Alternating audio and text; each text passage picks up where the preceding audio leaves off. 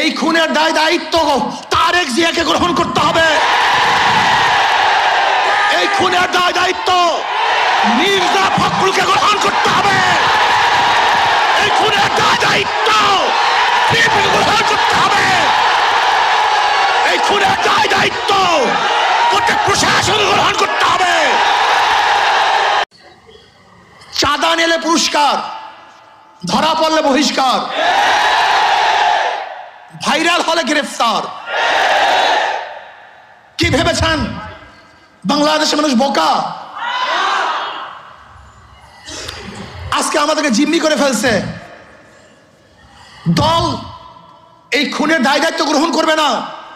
আমি স্পষ্ট ভাষায় বলতে চাই, আমি জনগণের কাছে প্রশ্ন রাখতে চাই, এই বহিষ্কারই কি তাদের চাঁদা ফিরছে, দখলদারি ফিরছে, খুন ফিরছে? তার মানে বহিষ্কার কিছু না, আইওয়াশ, লোক দেখানো এক নিয়ম। তারা কি বলে, ব্যক্তি দোষ করলে দল সেই দোষের দায়িত্ব গ্রহণ করবে না। আমি মনে করি আওয়ামী লীগ বিএনপি দুর্নীতি ফ্যাক্টরি, খুনের ফ্যাক্টরি। আবরারকে কারা হত্যা করেছিল?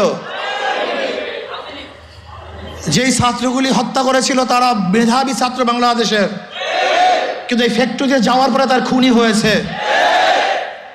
আজকে হাজারো মেধাবীরা এই আওয়ামী লীগ বিএনপি করার কারণে ওরা ধর্ষক হয়েছে, ওরা চাঁদাবাজ হয়েছে। এই দলগুলি এমন এক ফ্যাক্টরি, যদি ফেরেশতাও সেখানে ঢুকে আজাজিল হয়ে বের হবে। সৎ মানুষগুলি ঢুকলে চোর হয়ে বের হবে। যাদের হাতে রক্ত ছিল না, এই আওয়ামী লীগ বিএনপি করার পরে তাদের হাতের মধ্যে রক্তে রঞ্জিত হবে। যারা কোনো মেয়েদের দিকে তাকাতো না, এই দলগুলি করার পরে তারাই ধর্ষক হবে, জালেম হবে, অত্যাচারী হবে, তারাই টাকা পাচার করবে। এমন কোনো জায়গা নাই যেখানে চুরি হচ্ছে না, ডাকাতি হচ্ছে না, দখলদারি হচ্ছে না, চাঁদাবাজি হচ্ছে না। এই বরিশালের এমন কোনো স্থান দেখাতে পারবেন না যেখানে চাঁদাবাজি নাই।